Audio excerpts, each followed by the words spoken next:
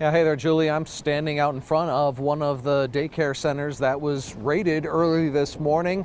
Federal agents, state agents walking out the doors carrying boxes of evidence and computers, lots of paperwork. And it was a scene that played out across the Twin Cities metro this morning. We've got a lot of video to show you as we had crews spanning the metro. And these raids all started about 6 a.m.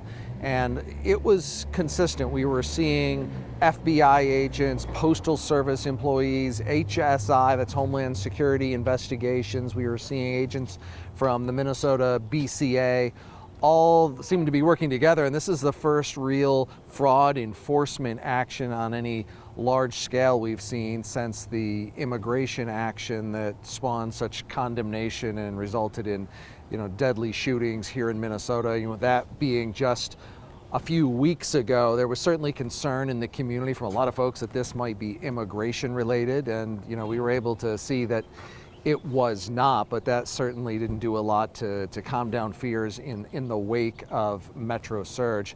Now, the search warrants, they have not been unsealed. We don't know exactly what they were looking for. Federal sources just saying this is part of the ongoing fraud investigation. All right. Thank you, AJ. We want to bring in Lou Raguse right now. Lou's been looking into the sheer size of these raids and how much money might be involved. Yeah, and even late this afternoon, I've updated the numbers that I've been able to find. And based on data that I've compiled so far, these places raided today have received, at a bare minimum, $52 million in taxpayer money. And that number could end up being much higher. A-Plus Universal Child Care and Learning Center in Shakopee, owned by former St. Paul City Council member Kasim Basuri, has received about $3 million in child care assistance program funds since 2022. But that daycare has received far from the most money. Burnsville Learning Center received $8.5 million during that span, and the infamous Quality Learning Center received $6.1 million. 7 of the 10 child care centers raided received at least $1 million in CCAP money last year alone, money meant to help low-income families with daycare costs. Federal investigators also raided 5 autism centers that have received a minimum of $17.3 million in Medicaid reimbursement money since 2018. Empower Skill Academy in Fridley received at least $7.2 million to top those raided today. One thing to note, 2 of the daycares I observed being raided today did have children present.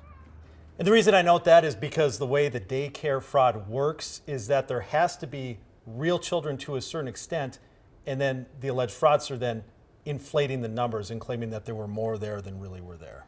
All right, so if you had 20 legitimate kids coming to the daycare, you claim you maybe had 40. Exactly. So what instigated this? Any idea why now? Well, remember when Joe Thompson resigned from the U.S. Attorney's Office? We were reporting at that time that he was about ready to file some more charges.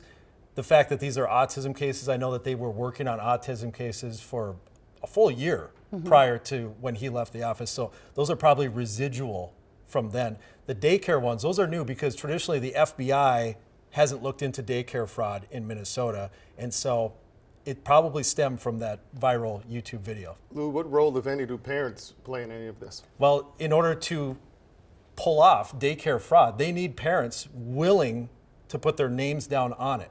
And traditionally, when they have prosecuted daycare fraud, they have not prosecuted the parents. However, daycare fraud is impossible to pull off without the help of the parents.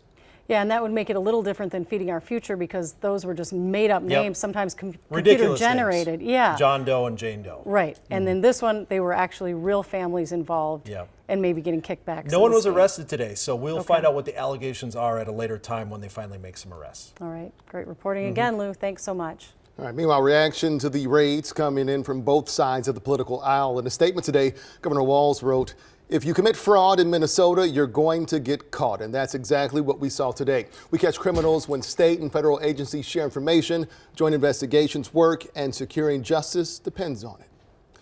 Minnesota GOP Chairman Alex Plekish in a statement says, "Today's federal law enforcement action confirms what Minnesotans already know. The fraud crisis in our state is real, massive, and happened under Democrat leadership." He went on to say Minnesotans need accountability from the fraudsters who stole from public programs and from the leaders who let it happen.